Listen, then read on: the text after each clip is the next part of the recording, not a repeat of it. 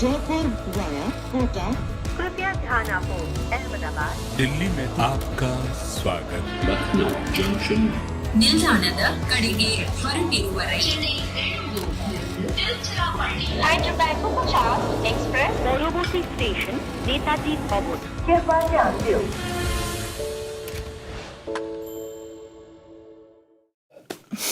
Hello and welcome. You are watching Cricbuzz Live. Yes, indeed. You're watching it because you enjoy it, and we like you enjoying it because we enjoy it.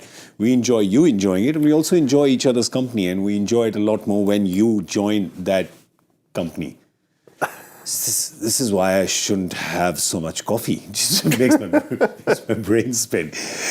I'm Gaurav Kapur. With me, Adam Gilchrist and Simon Doull, as they were yesterday. We were together till about 40 minutes ago, so it's good to see you again. Hey, I thought you were going to say Joy's here on the back of all that. But he's not. Who? Joy? It's all right. I think we'll go easy on GK You today. really got to go easy. Yeah, we'll go easy on GK today. I think. Things are rough today. Yeah. The struggle is real. I'll tell you that. Well, let me tell you, there's two teams playing today. There is Chennai playing against Lucknow. Lucknow, whose last match was against Chennai, and Chennai, whose last match was against Lucknow. And the two of them are playing each other again. They also met each other about 20 minutes ago and are facing each other in Chennai. That's right. In hot, humid, sticky Chennai. It's just delightful at this time of the day, isn't it? And this time of the year, Simon. The only grace is that it's not an afternoon game. That's about it. But it's just sticky. It's sticky. It's hard from a bowling point of view. You might get a little bit of assistance out of the surface. You know, we don't know what we get at Chennai. Sometimes you turn up and you think it might be a bit dry and turn a little bit. They put over 200 on, and then it looks okay, and they struggle to 160 at times. You never really know what you're going to get there, and hence the reason Chennai have generally been so successful, and the success rate at home is better than any other franchise because they know the conditions so well and tend to play to them. Yeah, I don't know if it is one of those turning tracks, I don't think Lucknow will mind it too much because they've got the weapons. They certainly have, yeah. And Krunal Pandya dominated with the ball against Chennai in that previous encounter, and obviously Bishnoi's there. There's other bench strength if they want to use an impact player with a couple of varieties there of spin. So, yeah, I think they'll be confident from their last win, LSG. Yeah.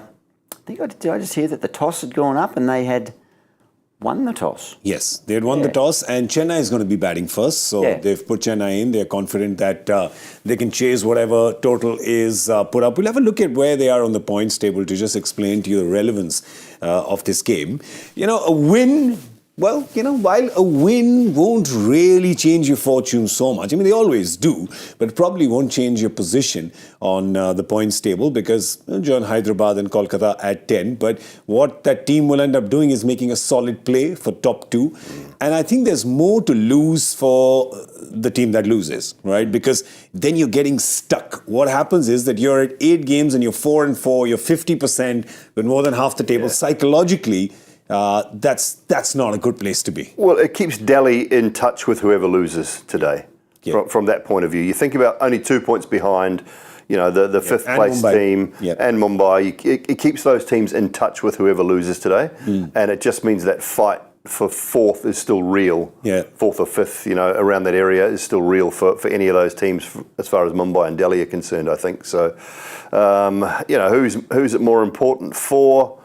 Well, probably Lucknow. Their form away from home hasn't been great. Coming off the back of a team you've just beaten, you might go in with a little bit of good confidence. I have to say one thing about Lucknow, though, Gilly.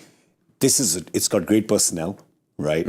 They've had some good wins. Somehow they tend to fly a little below the radar, don't they? Yeah. I think you're right. I think just thinking down the list of players. You know, is there the rock star material, the real sort of that Bollywood status showman? I don't know who the Quinny at the top. He just goes about his business, doesn't he? Yeah. I mean, he can turn it on. I'm not doubting their skill, but just that glamour. Yeah. Good point. Is it really Marcus Stoinis probably thinks he adds a bit of glamour and model looks, but no, you're right. It's not a Mumbai sort of glitzy glamour type team, and there's probably a couple of others around, but no, and I think certainly, although he inherited it, but that's Justin Langer too. Yeah, he's a kind of workman-like. He's a tradesman. He just gets in and let's get to work. Let's apply our trade without any fanfare around it. So that's probably a true reflection of him. It has something to do with that sort of fairly average pale blue outfit that they wore as well. That was a stinker. Nothing stands out.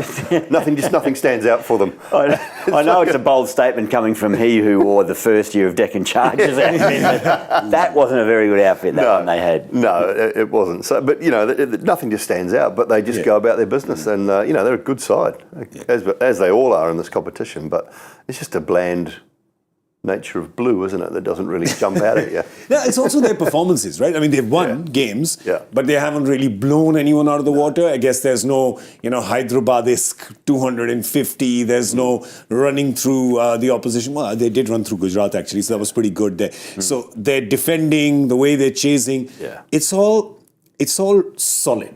Yeah. It's all tradesman-like. It's all get to work. I like that. So my question is then, do you need all that razzmatazz? Maybe you need it for marketing or whatever, sell more jerseys, more sponsorship.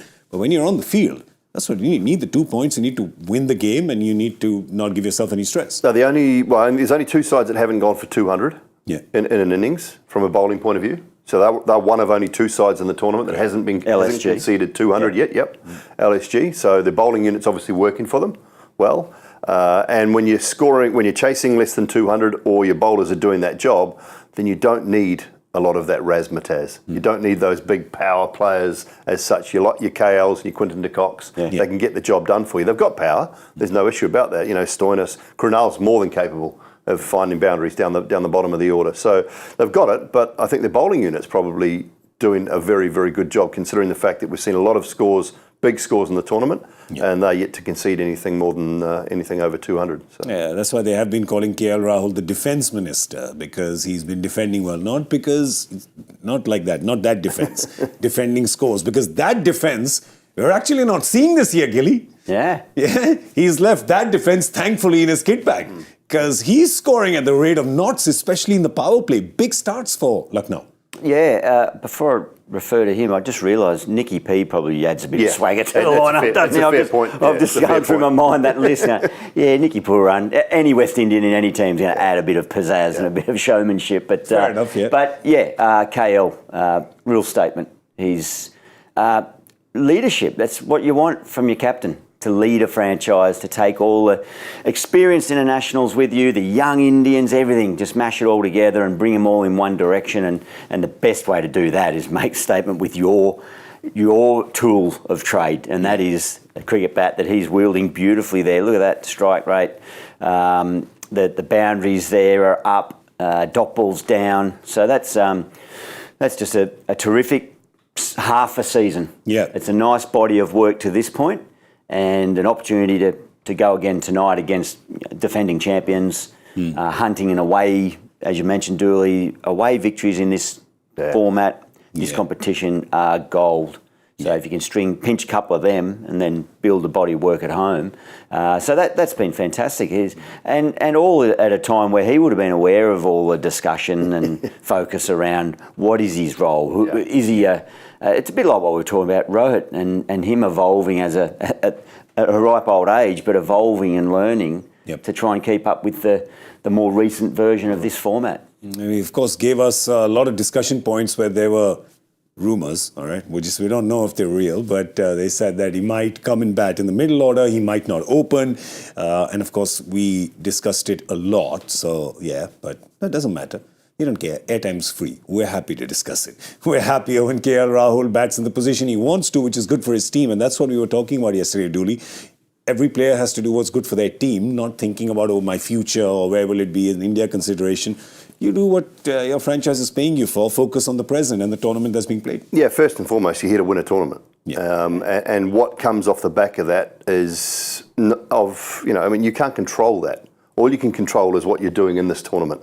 And as long as you do that, if you put the performances on the board, the selectors take notice, and all of a sudden you might find yourself, getting a trip to a World Cup. But you can't be focused on that.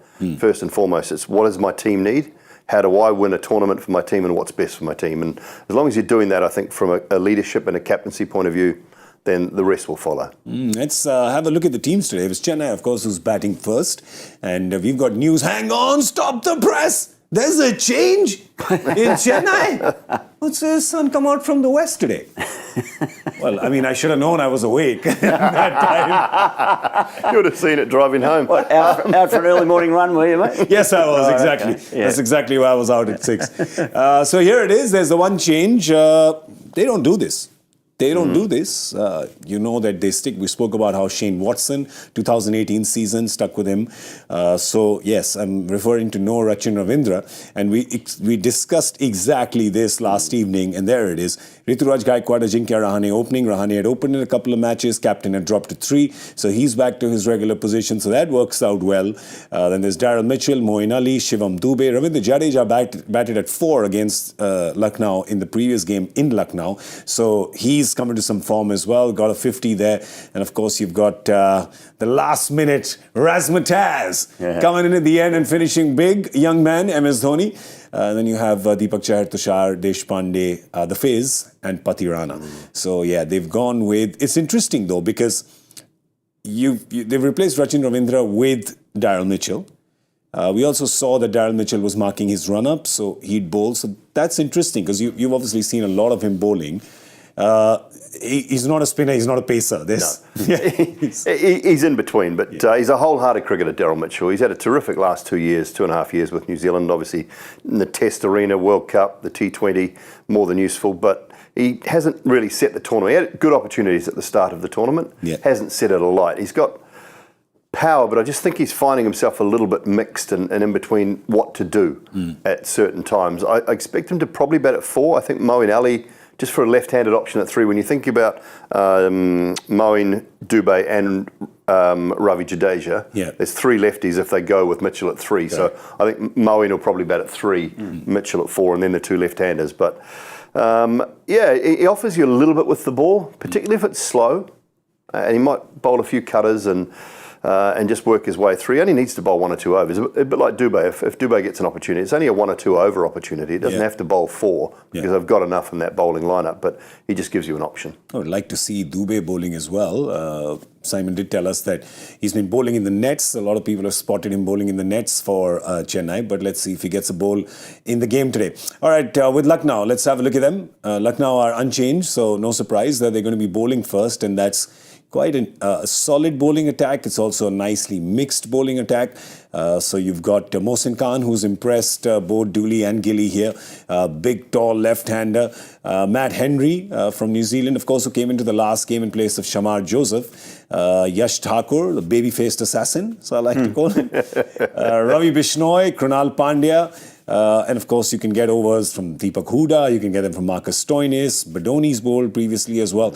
They have been going with 5 bowlers though, because they've been doing the job. So again, when 5 can do it, why get a 6th? Yeah, well, it's a good point. Stoinis in the last game featured with the ball. Just a small impact. Yes. A couple of overs. One for 7 was it? Yeah.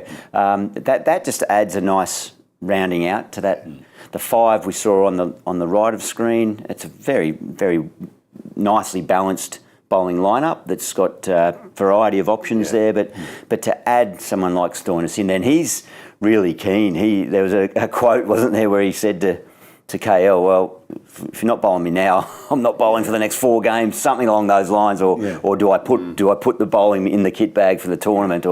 So he got his wish, he got his way, and he made an impact. So that's to have that versatility as a captain is heaven sent. Just to know that you've got it there if you need it, and then that's your challenge to work out when to draw on it. He's thinking probably too the World Cup, isn't he? And he's thinking, he probably lost his way a little bit with that Australian setup. Likes of Cameron Green have probably usurped him. No contract.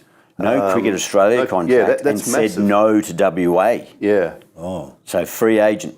So travel around the world and play a lot more T20 cricket, but he'd still be wanting to play in that T20 World Cup. Definitely keen to play for Australia. So that's why, he wants to bowl. He wants to prove that he's still got the ability to win games with the bat or the ball. Always going to be a good fielder. So, there's a bit of hunger in Marcus Stoinis, I think, in this tournament for that very reason. Yeah, there's another guy who's a very good fielder. Well, actually, I'll change that. He's a very good fielder, very, very difficult catches. When it's simple catches, he's disinterested. Talking about Ravi Bishnoi, he's like, this is too boring, give it to somebody else. But as a bowler as well, he was a big impact bowler for Lucknow last year. This year, not got as many wickets as obviously Lucknow would like him to have, as Ravi Bishnoi would like him to have. So he's got a hot encounter today because up against Moeen Ali, who hammered him for a few sixes a few nights ago. So we thought that maybe he needs some jaldi cooling. So this is our coolest advice, powered by Crompton Air Coolers, Jaldi Cooling. This one is for Ravi Bishnoi. Ravi Bishnoi coming up against a couple of big hitting left-handers today. It's not just Moeen, there's also Shivam Dube. He's only got 5 wickets this year, Dooley. What's the advice you'd give him? Well, he's quite quick through the air. And the thing about Ravi Bishnoi, the numbers do tell a story. The good thing about it is the economy hasn't gone up a huge amount from last season. No, he hasn't got the wickets that he would like, but he's not getting bashed around the park. And I mentioned the fact that LSG's bowling unit has been relatively good. They haven't gone for more than 200 in any one game. They've had scores around that 170, 160. So they've done a pretty good job.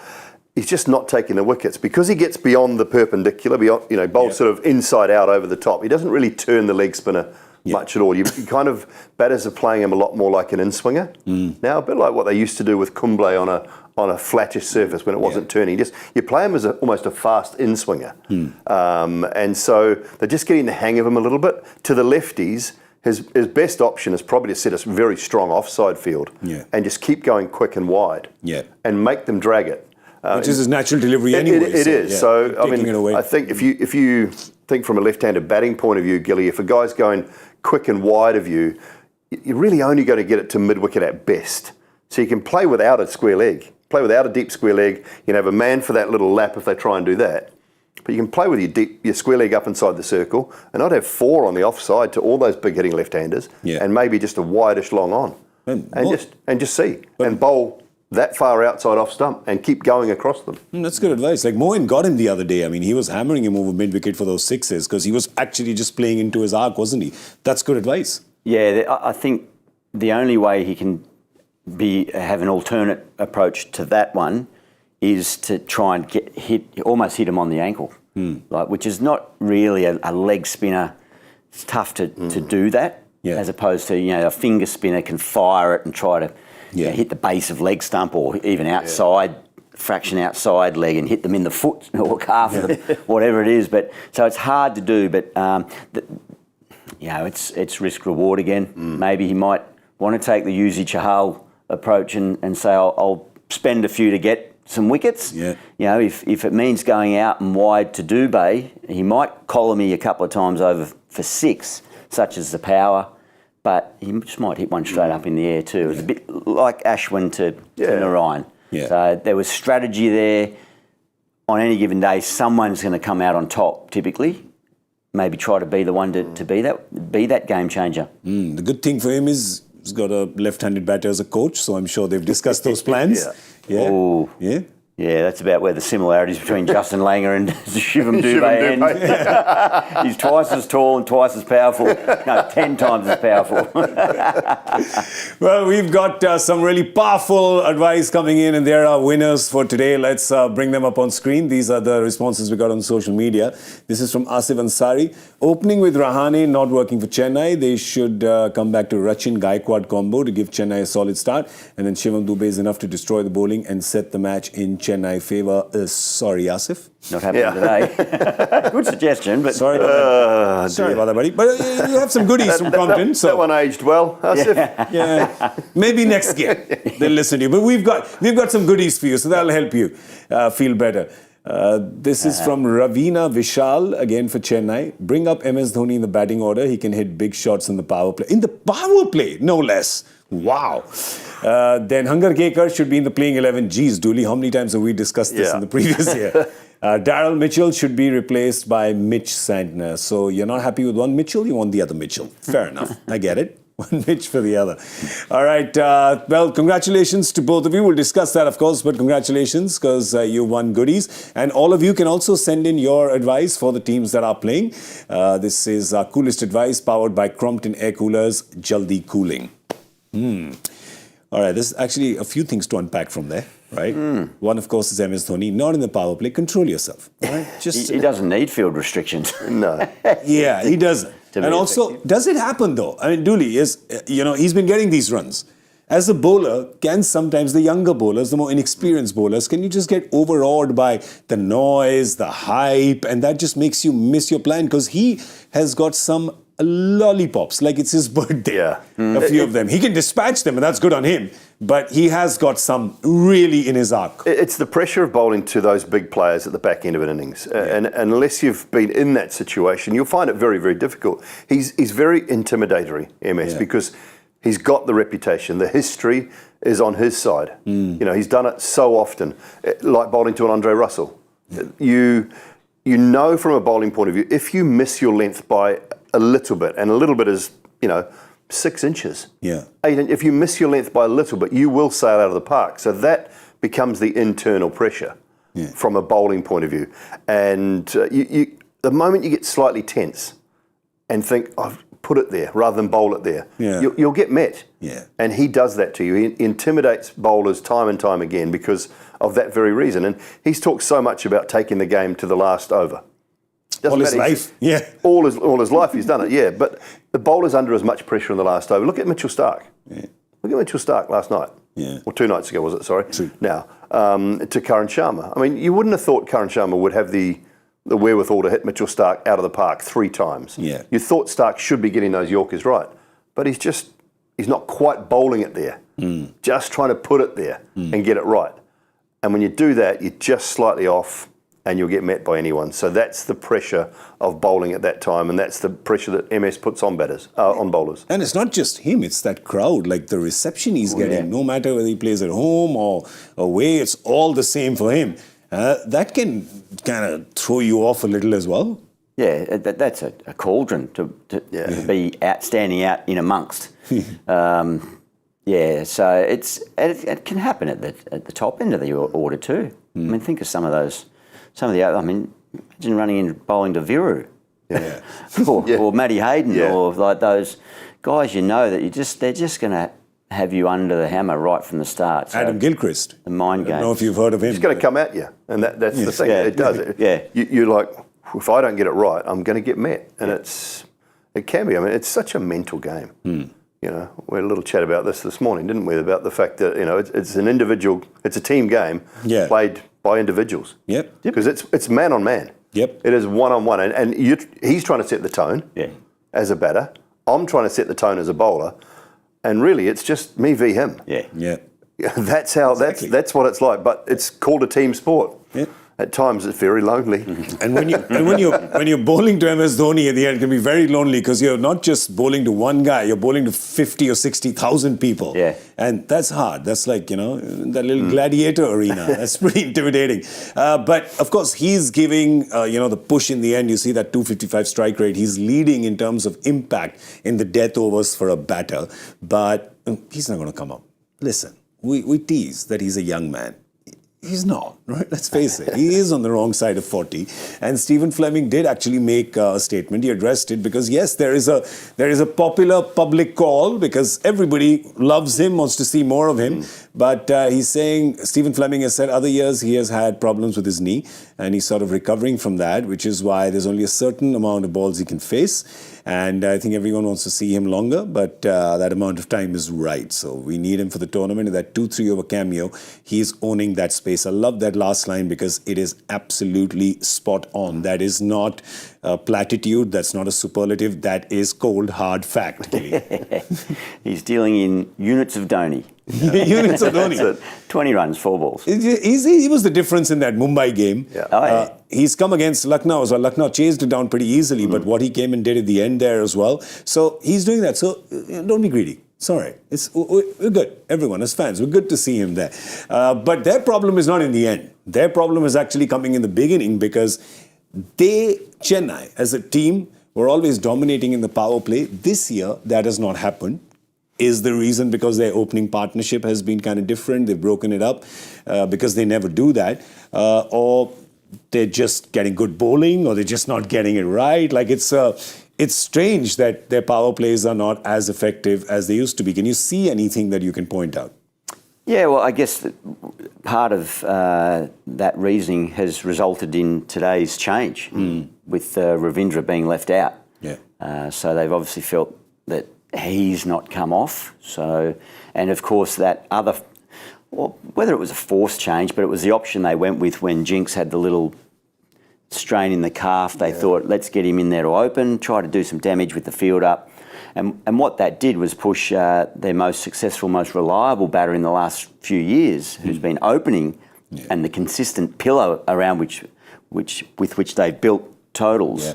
The captain, the new captain here, Ruturaj Gaikwad, he's moved to 3. So very un-Chennai like to change anything. You know, the old saying, if it ain't broke, don't fix it. But, you know, they just, even if it is broke, they tend to just keep leaving it and leaving it and leaving it. But I always thought maybe it was a perception, but Chennai just always seemed to have the same openers rocking out every time. And that bred consistency and familiarity for a team, a home team. And that they just seem to have gone away a little bit from that. But I suppose they're allowed to tinker with it, and they don't have to go with a set plan at the same time all the time. They've always had a successful overseas opener, haven't they? If you think right back to Matthew Hayden, Michael Hussey, Faf du Plessis, obviously Conway, Shane Watson, Devon Conway. And Murali Vijay was... He was the cement in and around it in that whole thing as well. So they've always had a very successful opening overseas batter who's basically done the job for them. The combination between Ruturaj and Devon Conway was superb. And that just hasn't quite clicked with Rach and Ravindra this year. He had an okay start to the tournament, but things have just not gone his way. And, you know, I think moving Ruturaj to 3 was just a huge error, which is something they don't do. They don't make mistakes very often, Chennai. And I know it might be something you try, but your most successful opener of the last 2 or 3 years has now got to bat 3. That didn't make any sense to me. And they don't do that very often. So see him back at the top of the order again tonight, obviously with Ajinkya Rahane and then probably Moeen at 3. He also said that at the toss. He said that he's very excited to set a solid foundation up front. So captain's back to his favourite spot and he's looking forward to dominate. He will be batting first today, so that'll be interesting to see. We have no idea how this pitch is going to play. I don't think anybody ever has any idea how this pitch is going to play. So we don't know if we should guess in the 160, 170 or the 200, 210. Geez, that's going to be tough. But I've got something even tougher for you, which is the joy factor question. So let me show that to you right now. Brandon finished 5th in his chosen... Sounds like a story. Brandon was a good boy. Brandon finished 5th in his chosen discipline at the Tokyo Olympics in 21. What record was his brother a part of in December last year? Joy, I have a question for you. What? Who is Brandon? Is he a friend? Is he our friend? I was trying to read the pitch report. I missed the question. Oh, what's the pitch report? I can't say now. I'm not going to tell you. I just want to read the question again. No. You want to know this. People have already started answering Joy Factor. This is important, our game. Hang on. Brandon finished 5th in his chosen discipline at the Tokyo Olympics in 2021. What record was his brother a part of in December last year? Yeah. Okay. This was the 2020 Olympics, which happened in 2021. There was a lot of 2020 stuff that happened in 2021. In fact, the 2020 World Cup happened in 2021. Would you like me to read you the pitch report quickly? Yes, please. Okay. We are on a very central surface, lovely playing surface to the right at 66 metres, down the bigger side, down the ground 78 metres. Feels like a wicket of 2 halves. The half where we're standing is specklings of grass. Far end has a nice even covering of grass. It is not going to be a 200 sort of wicket. It is going to be a real dogfight. There is going to be some dew, and it will come early, probably by 8 p.m. You can see a considerable amount of moisture on the outfield already, but the wicket itself, you've got to be in the hunt to fight throughout the game. The KKR game, they got 137, which was chased down easily. This is going to be a surface like that. Oh, who's written that? Wow. That's on our Cricbuzz site. Cricbuzz So app. that's come courtesy. That's not even prose, that's poetry. That's come courtesy of That did feel like a story. Ian Bishop There you go. and Matthew Hayden. There you go. Oh, There you go. Hados. Not sure about Haydos and poetry, but hey, we'll give it to Bish. Poetry with a sledgehammer, more like Hados. So we're in for a scrap, are we? Haydos thinks it's going to be a dog fight. Dog fight. Okay. Right. Okay. Where are we going? Ooh. Oi. He hesitated. I just want to say that this is Adam Gilchrist's last guessing game because it's his last day with us today. So I'm not getting emotional. I'm just putting more pressure on him because you have to win today. I need to nail Because you two. stay there. You'll be there. So if you finish What are we big doing? today, all of us will just make mistakes and fall. You'll be sitting You're happily stalling. in You're Perth. stalling. Yeah. You're stalling. Looking What at are you us. going for? Stop I am stalling. stalling. I am stalling. I'm thinking between 173 and 182. I think I'm going to go 182. I don't think it's going to be that much of a dogfight. Okay. I think it'll do 182. Are you going to believe your buddy, My buddy. your partner, and go 150, 155? Jeez, that much of a dogfight? By the way, if we think longer, the game will be over. So we won't need to guess. It's Chennai played on the first over. 18 overs down. I'm going to go 164. 164. And you've gone 180 what? 182. 6482. What's in the middle there somewhere? 73? 73. I'm telling you, my instinct was moving towards 173, so I know he's going to get it right. If this is a 200 pitch, we are not. There were a couple of messages sent to Matthew Hayden and Ian Bishop. I'll tell you that much. That's true. Video messages. Yes. Yeah, not to Bish. I'm a little scared of him. Oh, yeah. Yeah, I don't know. Bish seems very serious, so I'm a little scared of him. Big softy. But Hados we can. Seen Hados angry? That's the last thing you want to see. Don't get angry on a video call. What can he do? What can he do? We should ask Parthiv Patel. Parthiv Patel will tell you what Hados can do. Well, anyway, that's all we have time for. We're going to see you at the end of the 10th over with Cricbuzz Combox, so do join us then. Big thank you to Simon Doull and Adam Gilchrist. I'm Gaurav Kapur. You were watching Cricbuzz Live. We're going to be here all evening, so do join us later. Bye-bye. Jaipur via Kota. कृपया ध्यान आपको अहमदाबाद दिल्ली में आपका स्वागत ನಿಲ್ದಾಣದ ಕಡೆಗೆ ಹೊರಟಿರುವರೆ Hyderabad को 50 express पौरवती station Netaji भवन कृपया ध्यान दें